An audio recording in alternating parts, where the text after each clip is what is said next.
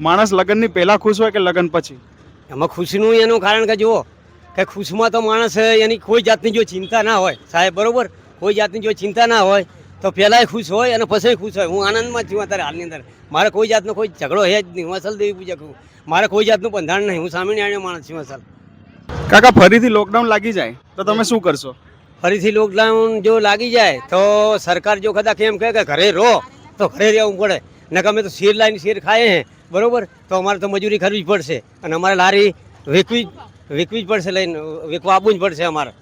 આવું છે બધું. શું કે ઘરમાં 9 જણ છે અમે અત્યારે હાલની અંદર. 9 જણની અંદર હું એકલો જ કમાનારો માણસ છું સાહેબ.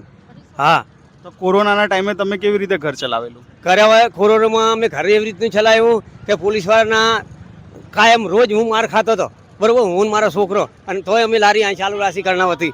હા સાહેબ, તોય ચાલુ રાશી લારી. અને કસ્ટમર આવતા હતા લેવા માટે? આ લેવા માટે આવતા હતા ખરા. અને ત્યારે ભાવ પણ વધી ગયો હશે ને? ભાવે વધી ગયો હતો ખૂબ.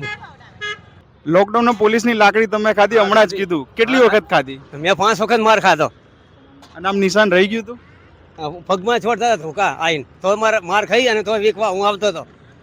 તૂટી ગયા લોકો. અને 3 વખત તો મેં અંજીસર લીધા ગામડે વાયા વિરુગા માંડલ, ત્યાં આગળ અમારું ચાલે બધું.